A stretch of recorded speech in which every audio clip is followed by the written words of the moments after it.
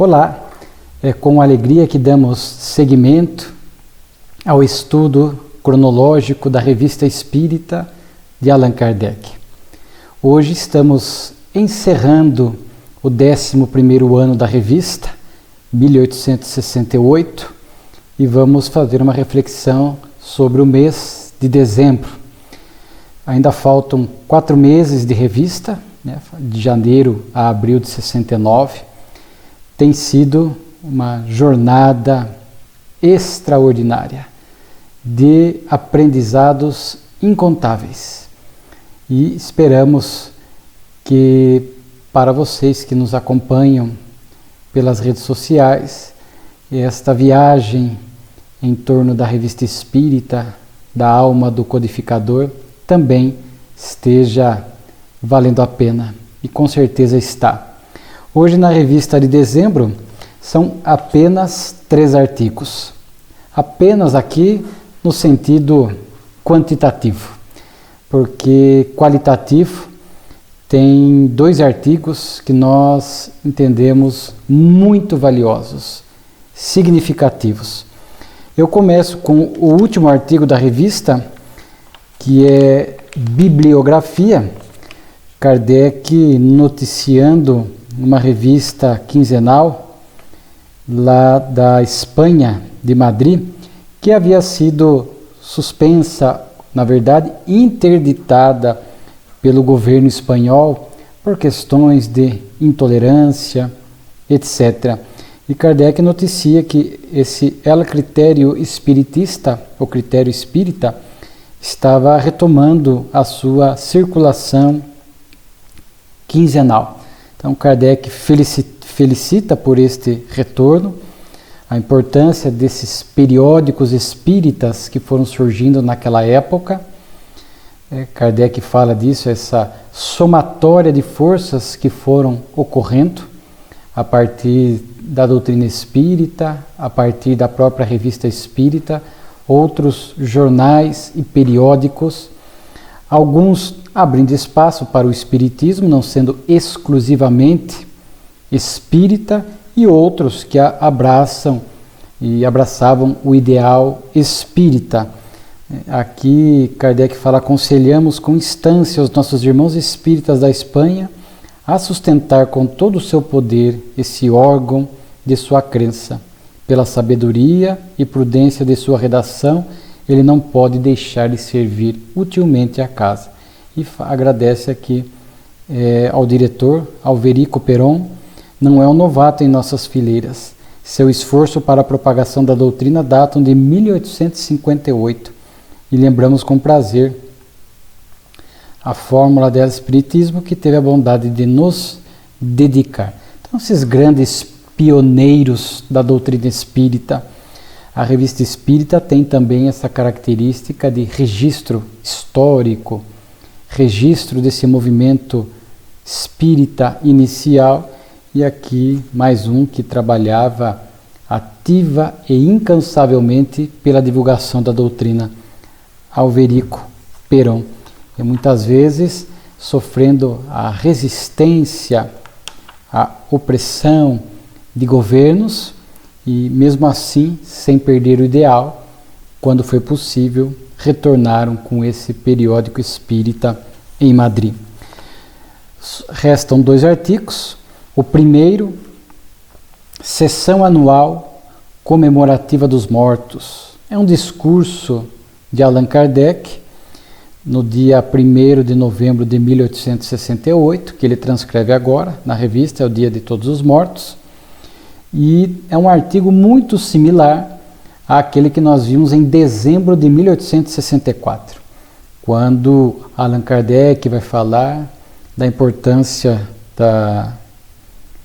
das assembleias religiosas, da união das pessoas, a comunhão de pensamento. Aqui ele vai trazer algumas observações adicionais e vai tocar num ponto muito importante, que ele próprio coloca como título aqui no discurso: o Espiritismo é uma religião? Ele faz uma pergunta, porque ele foi insistentemente questionado a respeito disso. E vimos na revista, até então, ele dizendo que não era religião, que era uma ciência, uma filosofia de consequências morais. E aqui ele vai explicar o porquê que ele não adotava a ideia de religião e agora vai retificar o seu pensamento. Isso é muito importante. Hoje, quando as pessoas nos perguntam se o Espiritismo é uma religião, pessoalmente, sempre faço essa citação de Kardec. Por isso a importância de estudar cronologicamente a revista para ver a evolução de algumas ideias e, em poucos casos, o próprio codificador, com a sua legítima humildade, retificar um pensamento. E aqui, 3 meses antes da sua desencarnação, 4 meses antes da sua desencarnação, o discurso é de novembro, ele pôde retificar. E nós vamos ver isto. Mas o discurso de Kardec é uma pérola. Os discursos do codificador na revista, são 12 discursos aproximadamente, trazem ensinamentos e lições variadas. Aqui Kardec começa citando uma frase do Cristo, que onde quer que 2 ou 3 pessoas estivessem reunidas em meu nome, eu aí estarei com eles. Então Kardec vai começar falando a respeito dessa reunião. Qual a importância de reunir-se? Ele diz assim: estamos reunidos neste dia consagrado pelo uso à comemoração dos mortos, para dar aos nossos irmãos que deixaram a terra um testemunho particular de simpatia. Então, vale a pena aqui observar a própria naturalidade como Allan Kardec, os espíritas daquela época e nós, por consequência, na atualidade, devemos tratar essa questão do contato com os mortos. Como pensar, porque para algumas pessoas, né, isso envolve um misticismo, um temor injustificáveis. A doutrina espírita traz esse ar, esse tom de naturalidade para a relação entre os encarnados e os desencarnados, né? E vice-versa, daqui para lá e de lá para cá. Então vemos como Kardec começa o discurso com uma leveza, tratando do assunto com uma naturalidade, sem ritos, sem misticismo. E ele diz: mas por que nos reunir? Nós não poderíamos fazer isto pessoalmente, individualmente? Claro. Quando Jesus, aqui é uma observação pessoal, não está aqui no discurso de Kardec, se propõe a falar de onde estiver 2 ou 3 pessoas reunidas em seu nome, ele ali estaria, ele está trazendo uma lição em torno das reuniões coletivas. Isso não significa que quando uma pessoa estiver em prece, em recolhimento, ele não esteja ali presente. Ele próprio diz num outro momento: estarei convosco até o final dos tempos. Então, Jesus está conosco, seja dentro dessa perspectiva individual, seja da perspectiva do coletivo. Mas, em especial, nessa passagem evangélica, ele estava trazendo uma lição a respeito da importância das reuniões coletivas e como Kardec vai propor aqui, porque numa reunião de várias pessoas existe o que a doutrina espírita e Kardec aqui reforça, a comunhão de pensamentos. Esta união, identidade, quando 2 ou 3 pessoas estiverem reunidas em meu nome.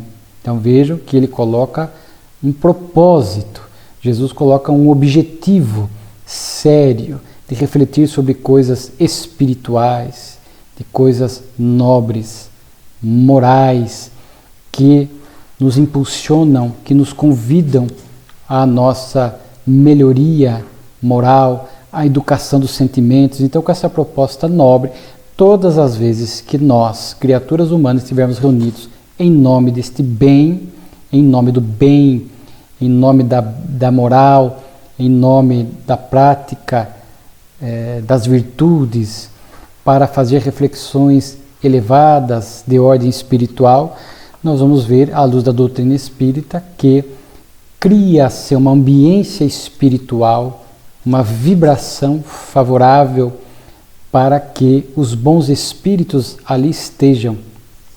Cria-se um ambiente propício para o que nós chamamos de sintonia, porque se 2 ou 3 ou mais pessoas se reunirem para falar mal da vida alheia, para ficar discutindo coisas fúteis, falar palavrão, falar sobre assuntos de sensualidade, falar de assuntos que não tenham nenhum significado ou na direção do bem, é claro que vão criar vibrações de má qualidade. Então a comunhão de pensamento gera esta força, gera esta, Kardec cita que a união faz a força, gera esta coletividade, pensamentos que criam esta força energética, que pode ser para o bem e pode ser para o mal. Então aqui Kardec começa falando dessa questão da importância da comunhão de pensamento, que ele diz, quer dizer, pensamento comum, unidade de intenção, de desejo, de aspiração. Ninguém pode desconhecer, diz ele, que o pensamento seja uma força. Né? Então vejam o quanto Kardec está falando da importância do pensamento. Não adianta nós estarmos numa assembleia religiosa apenas de a pessoa entre de corpo presente. Né? Nós estamos lá mais para cumprir um compromisso, uma formalidade social, mas o pensamento está distante. Nós estamos pensando no jogo de futebol, nós estamos pensando em questões do emprego, em dificuldades, estamos pensando em coisas do dia a dia. É um momento em que nós temos que estar com a mente conectada naquele ambiente, naquilo que o orador, o pastor, o padre, a autoridade religiosa está propondo, e sabemos que a religião trabalha essas informações nobres, positivas do Evangelho. Então estarmos ali com a mente participando, com o coração, refletindo, amadurecendo, aprendendo. E este ambiente de comunhão espiritual, de comunhão de pensamentos, de unidade, gera, portanto, esta força de pensamentos. Gera este ambiente espiritual elevado, onde os bons espíritos vêm e vão nos inspirar. Criamos um campo propício para que eles nos inspirem. Não que isso se dê apenas lá.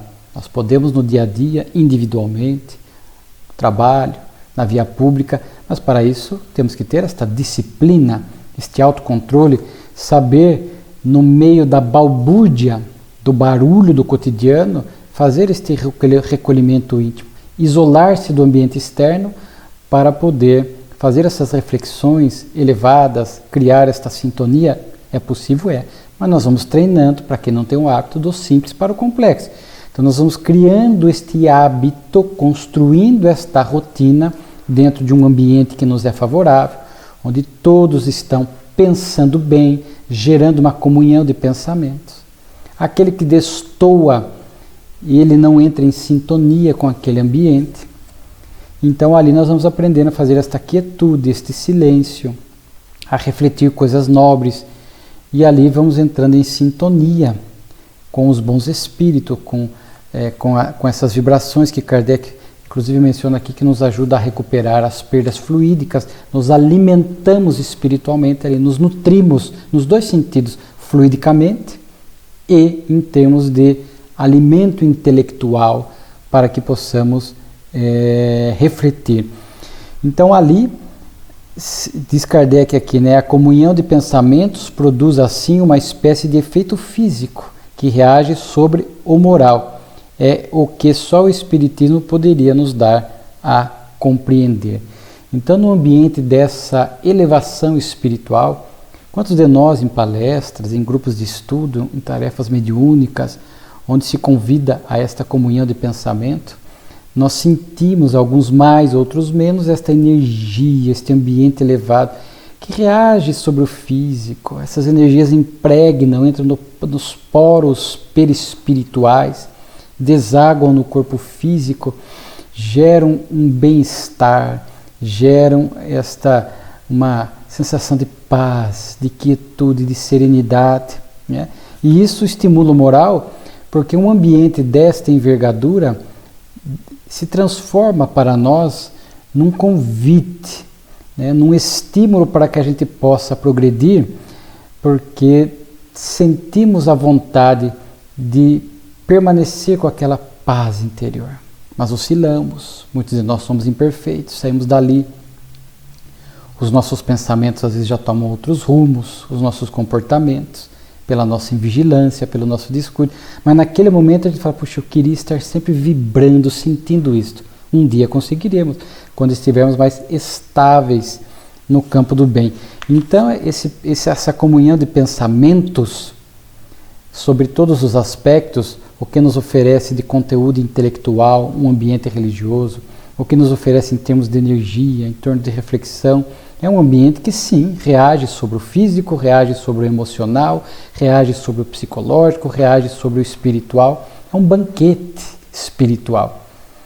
Quando a gente sai de uma palestra, de um grupo de estudo, de um dia de evangelho e passe na casa espírita, a gente sai, se estávamos ali presentes, né, integrando, participando daquela comunhão de pensamentos, saímos dali, em todos os sentidos, reabastecidos.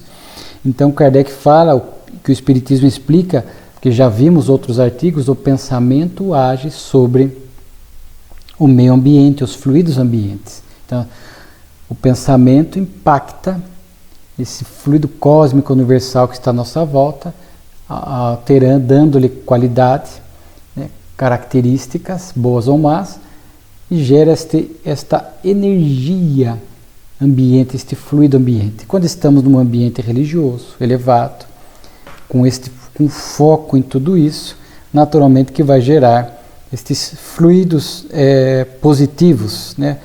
E Kardec vai aqui falando, né, que existem aqueles que estão com pensamentos discordantes, que não entram em sintonia, que em grupos mediúnicos, às vezes o médium é isolado, o passista é isolado, porque naquele dia, por N fatores, ele está destoando da sintonia, da comunhão necessária. Então os espíritos têm recursos para fazer este isolar-se, né? Então vejam, ele diz assim que às vezes quando tem pensamentos que destoam da maioria, né, se misturam alguns pensamentos maus, produz um efeito de uma corrente de ar gelado num meio tépido, né? A forma de Kardec. Então às vezes tem esses pensamentos desconexos que acabam causando esses inconvenientes. Aí Kardec diz, nas reuniões homogêneas e simpáticas, adquire novas forças morais. Poder-se-ia dizer que aí recupera as perdas fluídicas que tem diariamente pela radiação do pensamento, como recupera pelos alimentos as perdas do corpo material. Então veja, força moral. Quantas vezes a gente chega ao templo religioso, né, e com muitos problemas, com muitas dificuldades, abatidos às vezes, cansados, e a gente sai dali com essas novas disposições, né, com a alegria renovada, com o desejo de servir renovado.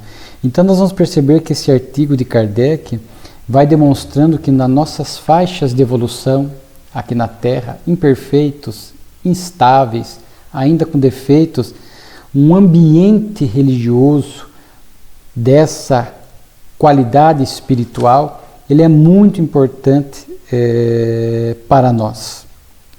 Por isso que muitas vezes Kardec até sugeria, né, chegou a sugerir grupos menores. Quando o grupo cresce muito, é importante dividi-lo em dois, às vezes, grupos mediúnicos, grupos de estudo, porque quanto maior o grupo, maior a plateia, maior a dificuldade de comunhão de pensamentos. Aí ele diz assim, nas reuniões muito numerosas são menos favoráveis, e pela dificuldade de obter uma homogeneidade perfeita de pensamentos, o que depende da imperfeição da natureza humana na Terra, são como grãos de areia numa engrenagem. Assim não é os mundos mais adiantados. E tal estado de coisas mudará na Terra à medida que os homens se tornarem melhores. Então aqui na Terra ainda temos o que predomina, segundo a literatura espírita, André Luiz, Filomeno de Miranda, é uma vibração coletiva grosseira, né, produto do pensamento dos encarnados, dos desencarnados, de desespero, de culpas improdutivas, de materialismo, de prazer, de crimes, de violência, enfim. E os espíritos dizem que quando eles vêm para a psicosfera aqui da Terra, mais próximos de nós, há um ambiente pesado, um ar pesado, mas que existem vibrações boas perfurando isto, que são o pensamento dos bons. Mas a Terra vai mudar, né? E que um ambiente dessa natureza, de boa qualidade, de comunhão, neutraliza a ação dos maus espíritos. Isso nos remete à proteção fluídica da casa espírita, quando trabalha para o bem, quando tem um ambiente favorável, não que não tenha lutas e desafios. O problema é como lidar com as lutas e os desafios, sem desequilibrar-se, sem perturbar-se. Mas cria, a nossa querida Sueli Caldas-Schubert tem até um livro que fala sobre a dimensão, né, a dimensão espiritual da casa espírita, e a gente vai entendendo que um ambiente elevado, uma casa espírita que cumpre com o seu papel de hospital, de escola, de oficina de trabalho, ela tem essa ambiência que gera esta proteção fluídica, neutralizando a ação dos maus espíritos. Eles não conseguem entrar dentro da casa espírita. Há uma barreira fluídica decorrente da boa qualidade do trabalho que ali é desenvolvido. Se entra é com a permissão dos benfeitores, que permitem que eles entrem em reuniões mediúnicas para serem doutrinados, para assistir em grupos de estudo, mas sempre com essa permissão, com este cuidado e com essa vigilância da espiritualidade superior. Mas isso só é possível se a ambiência espiritual da casa é elevada, porque há casas espíritas ou núcleos religiosos que estão perturbados, desequilibrados, fascinados, que já não conseguem mais ter esta proteção vibratória. E a casa aí fica escancarada a ação desses espíritos inferiores que ali passam a dominar e a comandar. Então Kardec vai desenvolvendo esta ideia da importância dessa questão das reuniões. As relações entre o mundo visível e o mundo invisível não são mais individuais, são coletivas. Então, no ambiente religioso coletivo, quantos espíritos tem ali? Anjos da guarda daqueles que ali estão, espíritos familiares. Então, cria-se uma verdadeira comunhão espiritual, porque há diversos encarnados, diversos espíritos com uma ambiência espiritual favorável a facultar este intercâmbio, ainda que seja do ponto de vista mais intuitivo, de inspiração para a maioria. E os que têm mediunidade ostensiva, vidência, por exemplo, às vezes narram este ambiente espiritual nobre, identificam esse ou aquele espírito, espíritos de luz, com boas vibrações ali, atuando, trabalhando. Então tudo isso a gente percebe em razão desta comunhão de pensamentos, desta ambiência, né? E quando ali coletivamente nós oramos para aqueles que partiram, também gera uma força de pensamentos maior na direção, né? A comunhão de pensamentos é importante.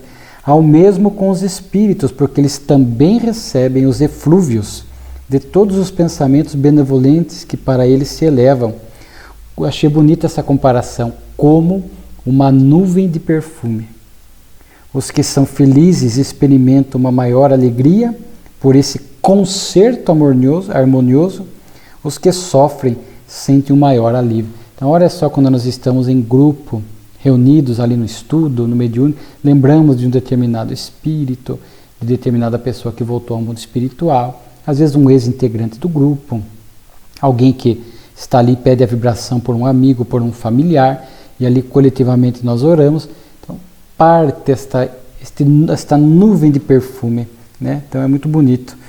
Então vejam quão importante é a assembleia religiosa para nós. Kardec lembra que a caridade é praticada em pensamentos, palavras e obras.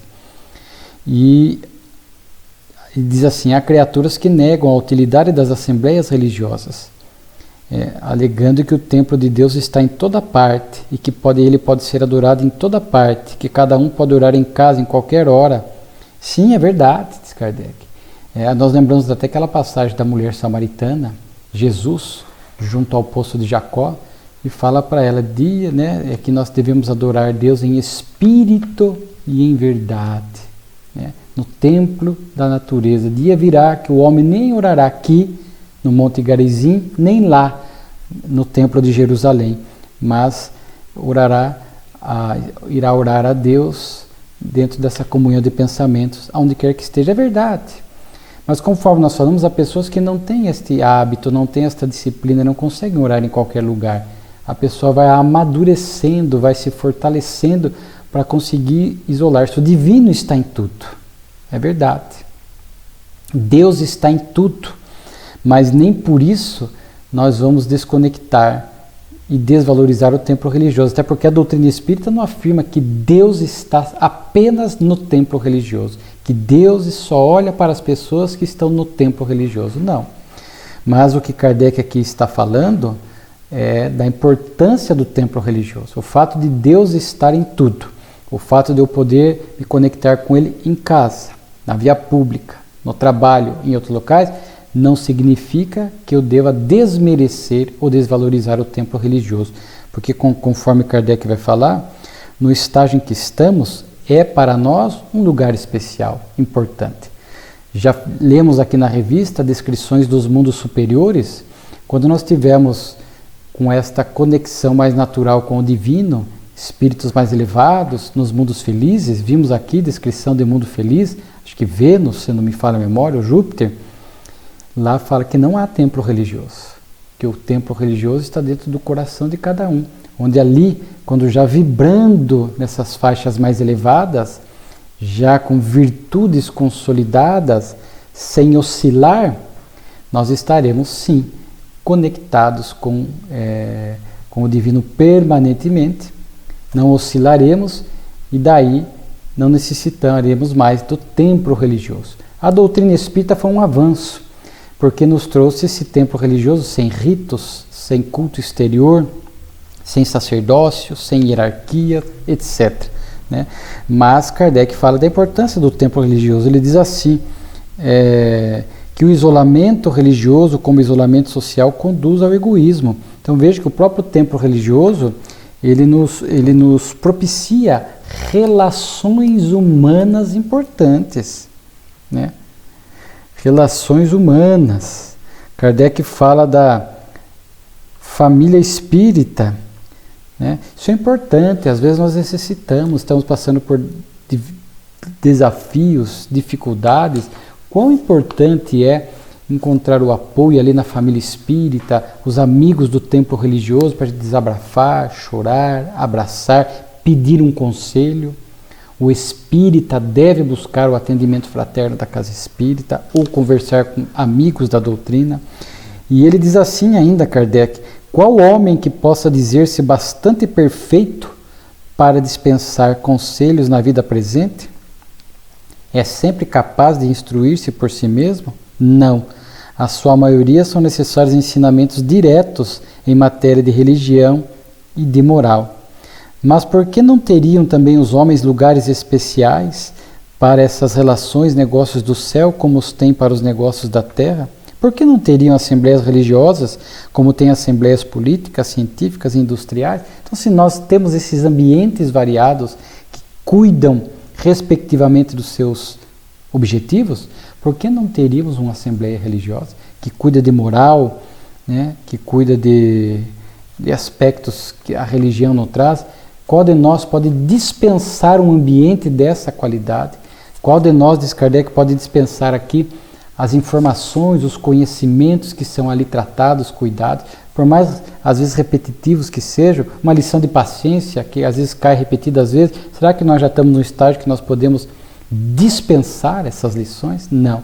Nós estamos no estágio em que precisamos dessa repetição de lições, esse reforço de lições, exaustivamente, para que a gente possa não apenas aprender, mas principalmente vivenciar no cotidiano. Então, no nosso estágio de evolução, nós ainda não podemos dispor de um ambiente religioso. Ele tem um papel muito importante no nosso processo evolutivo, sobre diversos aspectos, conforme estamos vendo aqui. Fluídicos, né, vibratórios, a ambiência espiritual, os amigos, as amizades que nós construímos ali, os aprendizados que saem dali de uma palestra, de um grupo de estudo, de um grupo mediúnico, as tarefas que nós ali desenvolvemos e abraçamos, que também são muito importantes para o nosso crescimento pessoal. As tarefas espíritas enriquecem a nossa vida nesse sentido, nesse aspecto espiritual. A doutrina espírita vem nos trazer este ambiente religioso mais, digamos assim, destituídos de imagem, adoração de imagens, culto exterior, né, hierarquias, roupas, alguns excessos que muitas vezes acabam, diríamos, atrapalhando o ambiente, a comunhão de pensamentos. Então a doutrina espírita, as pessoas se assustam quando entram dentro de um templo espírita pela primeira vez, acham que vão ver coisas miraculosas e olham um ambiente simples, sem imagens, simples, né? Destituído de rituais, de repetições desnecessárias. Ali é o recolhimento íntimo e assuntos que são debatidos, são apresentados para cuidar de moral, cuidar de sentimento, cuidar de virtude, cuidar de temas essenciais da vida, do nosso progresso intelecto moral.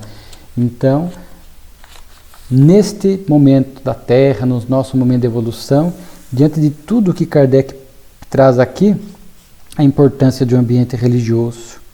E aí ele diz, religião quer dizer laço, né? Então é um laço que religa os homens numa comunidade de sentimento, de princípios e de crenças, né? Um laço essencialmente moral, diz ele aqui, alicerçado na fraternidade, na solidariedade, na indulgência, na benevolência mútua, né? Então é isso que deve vigorar nesses ambientes religiosos. E aí a parte importante, o Espiritismo é uma religião? Ora, sim, sem dúvida, senhores. No sentido filosófico, o Espiritismo é uma religião e nós nos gloriamos por isto, porque é a doutrina que funda os elos da fraternidade e da comunhão de pensamentos, não sobre uma simples convenção, mas sobre bases mais sólidas, as mesmas leis da natureza. Né? Por que então declaramos que o Espiritismo não é uma religião, que ele vinha afirmando repetidas vezes? Porque a palavra, não há uma palavra para exprimir duas ideias diferentes, e que na opinião geral, a palavra religião é inseparável de culto, desperta uma ideia de forma que o Espiritismo não tem. Né? Uma casta sacerdotal com suas hierarquias de cerimônias e de privilégios, não tendo o Espiritismo nenhuma característica desse tipo de religião, na acepção usual do vocábulo, não podia nem devia enfeitar-se com esse título. Eis porque dizia-se doutrina filosófica e moral. Né? Então veja que Kardec retifica, que a palavra religião estava contaminada. Então, no sentido estrito da palavra, cultos, cerimônias, ritualísticas, etc., não é religião.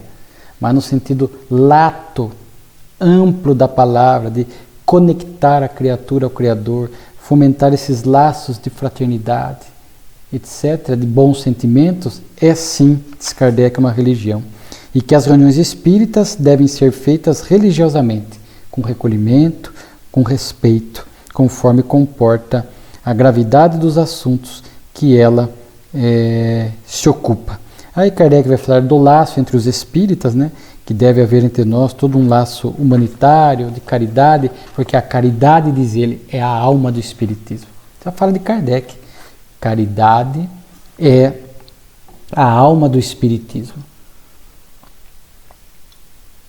Portanto, né, a gente percebe que esse lado moral da doutrina, né, esse estudo moral, induz o homem à prática do bem. Aí Kardec vai fazer um estudo sobre a caridade, dizer caridade beneficente, a material, quando doamos dinheiro, bens, e a caridade benevolente, que é realmente a questão, a caridade moral, conforme está em O Evangelho segundo o Espiritismo. Kardec faz aqui do amor ao próximo, né? E como a gente deve praticar a caridade, não procurar a palha no olho do vizinho, quando não se vê a trave no seu, é cobrir ou desculpar as faltas dos outros, em vez de se comprazer em pô-las em relevo. Enfim, ele vai trazendo exemplos aqui do nosso compromisso e do nosso comprometimento com a caridade. Depois aqui é um discurso tão maravilhoso de Kardec, que vale a pena, ele é longo, e ao final aqui ele ainda faz uma síntese do que significa ser espírita. É lindo. Crer num Deus todo-poderoso, soberanamente justo e bom.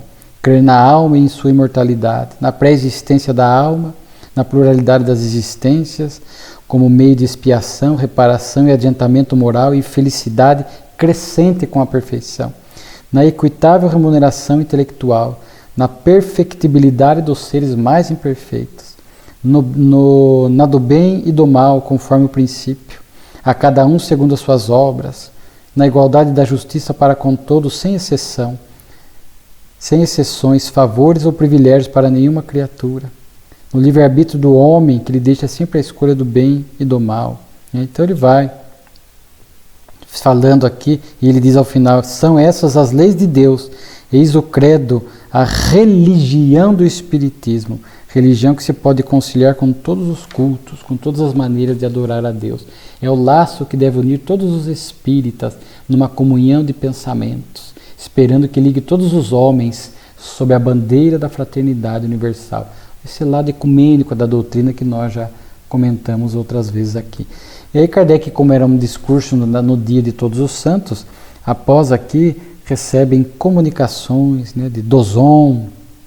Meus irmãos, olha a naturalidade e a espontaneidade dessa convivência com o mundo espiritual, né, com o diálogo, com o intercâmbio.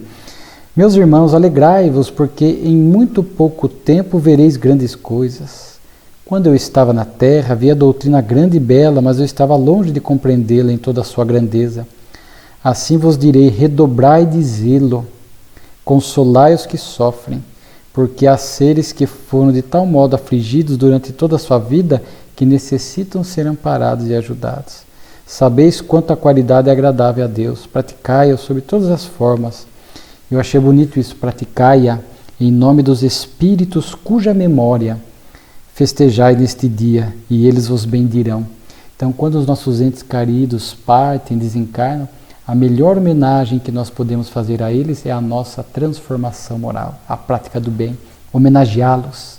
Quando nós estamos ali praticando o bem, ajudando, servindo, estendendo a mão, praticando a caridade beneficente ou benevolente, como diz Kardec, em homenagem a eles. E eles, no mundo do mundo espiritual, certamente felicitam-se por ver nós aqui, neste caminho do bem. É a nossa, sem dúvida alguma, melhor homenagem a eles. Kardec fala que houve muitas comunicações, ele cita uma de Guilhermin também, que é muito bonita, né?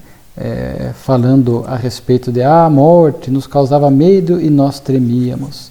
Entretanto, eis-me eu aqui, Guilhermin, um incrédulo reconduzido à verdade.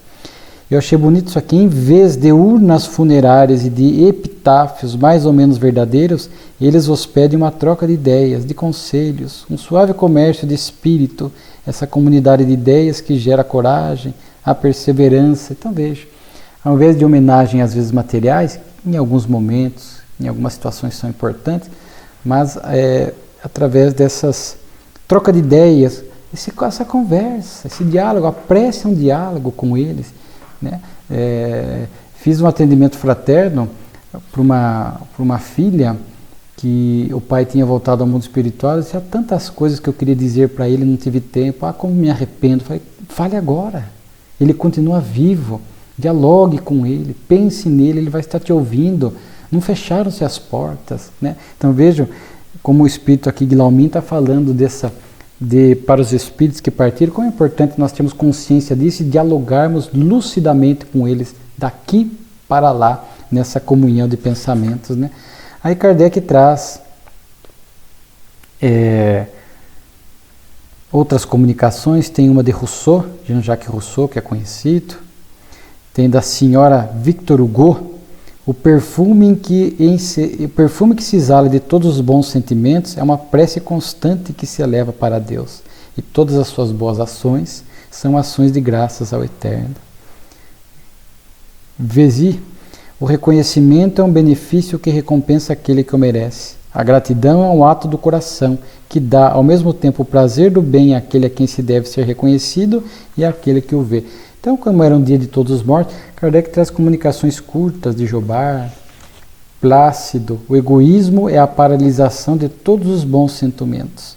O egoísmo é a deformidade da alma, que trespassa a matéria, fazendo-vos amar tudo que a ela se dirige e repelir tudo que se dirige aos outros.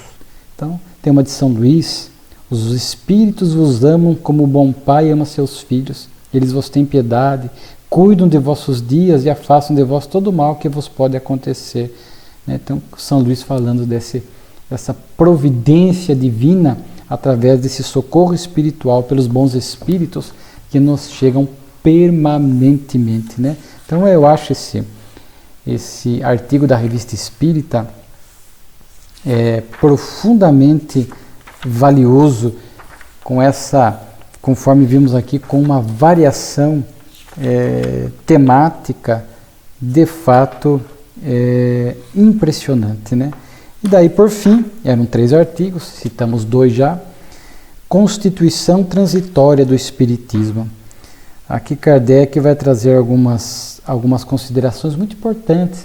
É importante entender o contexto. Naquela época, as casas espíritas estavam iniciando. A Sociedade Parisiense de Estudos Espíritas, a primeira casa espírita do mundo, presidida por Allan Kardec, era uma referência, era um modelo. Ele já disse aqui, não exercia uma hierarquia, mas era um modelo. Como a Casa do Caminho em Jerusalém servia de inspiração para as comunidades, para os núcleos religiosos cristãos primitivos, sem hierarquia. E naquela época, Kardec, as casas espíritas estavam se formando, eram grupos familiares, poucas pessoas, não eram casas espíritas com tanta complexidade, com a diversidade e o tamanho de hoje, com departamentos, com evangelização, com mocidade, com grupo de estudo, com isso com o tempo a casa espírita foi ganhando essa dimensão, essa amplitude, o que era natural. Não dava para logo no início da doutrina a casa espírita ter se apresentado com toda essa complexidade. Foi uma evolução, um progresso natural. E naquela época havia uma dificuldade imensa de se formar uma casa espírita. As questões legais, as questões do estatuto. Kardec, em O Livro dos Médiuns, traz lá o modelo de estatuto da Sociedade de Paris para inspirar, para ajudar aqueles que estavam começando, não só na França, mas em muitos locais do mundo, em todos os cantos do planeta. Então aqui diz assim, ele fala: enquanto o Espiritismo não era mais que uma opinião filosófica, não podia haver entre os adeptos senão uma simpatia natural produzida pela comunidade das ideias, mas nenhum laço sério podia existir, por falta de um programa claramente definido. Tal é, evidentemente, a principal causa da pouca coesão e estabilidade dos grupos e das sociedades que se formaram. Dissuadimos os espíritas de fundar prematuramente qualquer instituição especial apoiada na doutrina antes que estivesse assentada em bases sólidas. Então Kardec aqui está trazendo este programa, este cronograma, esta orientação para as casas espíritas que agora estavam começando a se formar naquela época. Algumas localidades tinham um movimento mais sólido, mais forte, onde já, pelas próprias notícias aqui da Revista Espírita, já havia grupos mais consolidados, mais unidos, com tarefas diversificadas, etc. Lyon, Bordeaux, para citar alguns exemplos. Então Kardec aproveita esse momento dessa constituição transitória, trazendo essas orientações, justamente para que pudesse ajudar essas casas espíritas. E ele fala constituição transitória do espiritismo. Vamos ver que Kardec também tinha ele pensava no futuro do espiritismo. Vimos aqui algumas vezes ele bastante desgastado fisicamente, adoecido, Dr. Demer, espírito, cuidando da sua saúde, pedindo para ele se cuidar, talvez já estivesse pressentindo a sua desencarnação, pela saúde mais debilitada. Então aqui neste artigo ele fala um pouco também, não só de casa espírita, mas também do futuro do espiritismo, o que ele, enquanto codificador, esperava. Ele vai relembrar aqui um artigo extrato do relatório da Caixa do Espiritismo, que ele publicou na revista de junho de 62, para quem nos acompanha lembra que ele repete quando ele foi acusado de se enriquecer às custas do Espiritismo. E ali, portanto, ele vai explicar que, na verdade, ele, diríamos, empobreceu, colocava muito dinheiro na doutrina, ele tinha suas obras, mas eram direitos autorais muito módicos, ele deixou de trabalhar para se dedicar totalmente à doutrina, ele tinha algumas rendas, mas tinha gastos. Hoje em dia, com documentos novos que foram surgindo daquela época, sabe-se que Kardec chegou a fazer 2 hipotecas, então era de uma leviandade total esta acusação dos milhões do Sr. Kardec. Então aqui ele repete e aproveita até para fazer uma espécie de uma prestação de contas pessoal. E aí ele vai falar de uma fundação, que irá ajudar aquele que me substituirá na grande tarefa que terá que executar. Então Kardec pensava numa fundação, ele vai falar um pouco de um retiro espírita. Então era uma ideia para a época. Nem todas elas deram certo, ou se vingaram, se concretizaram. Kardec estava preocupado com a continuidade, Isso é muito importante, Ele estava aqui, portanto, preocupado, até estamos anotando, com a continuidade do Espiritismo, porque até aquele momento, como ele vai constar, estava tudo meio centrado na sua pessoa. Como estava naquele início de construção de princípios, de bases, ele diz aqui que é até importante que estivesse, entre aspas, na mão de uma única pessoa, que ele viesse realmente com a missão de codificador. Porque neste começo de construção de bases, de princípios e de conceitos fundamentais, se estivesse na mão de muitas pessoas, talvez tivéssemos dificuldades para construir tudo isto. Então, na mão de um só, naquele primeiro momento, foi muito importante.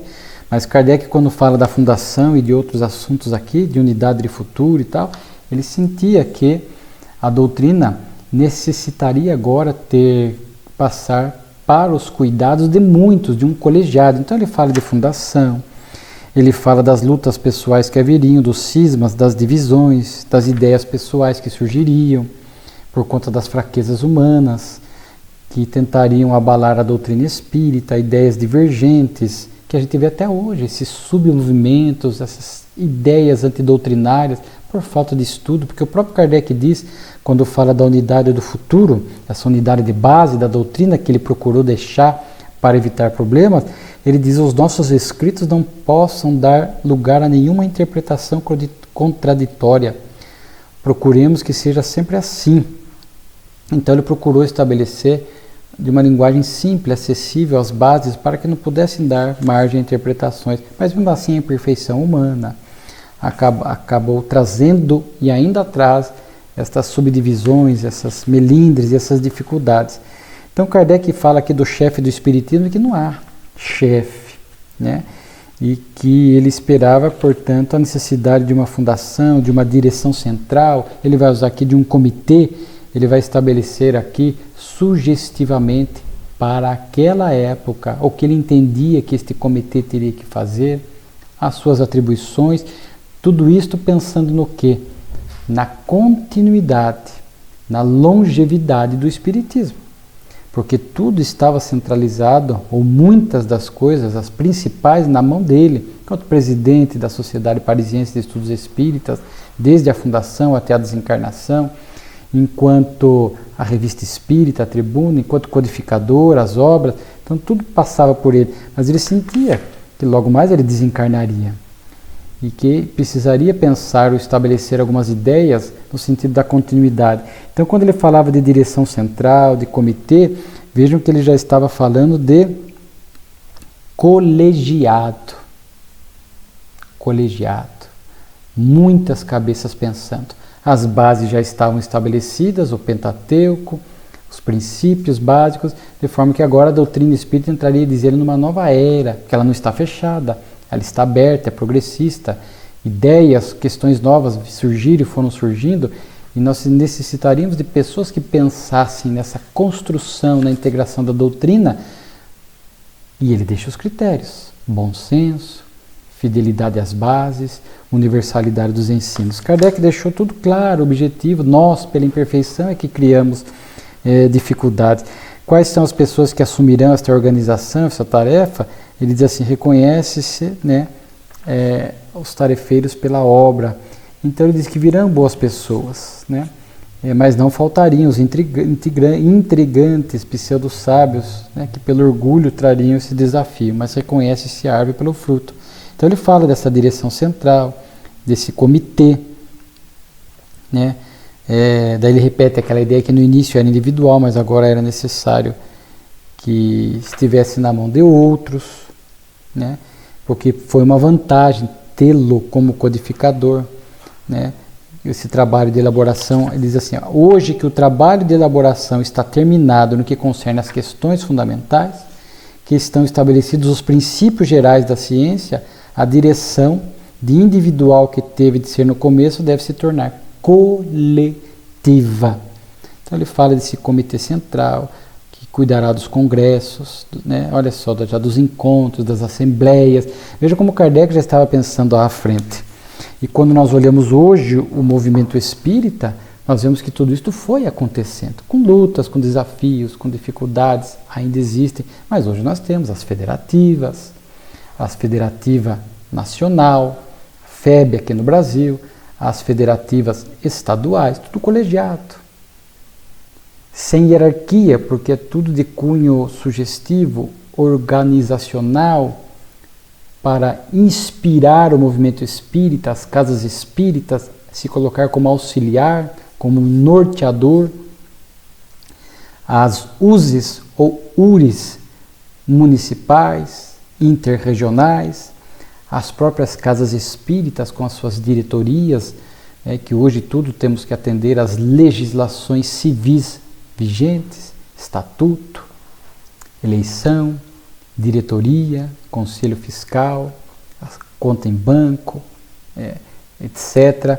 Então Kardec já estava antevendo essa mudança que haveria. Então, para que o colegiado pudesse estar, então, numa casa espírita, a diretoria, né? E hoje temos até a nível internacional, né? Existe o Conselho Espírita Internacional, que pensa a nível internacional.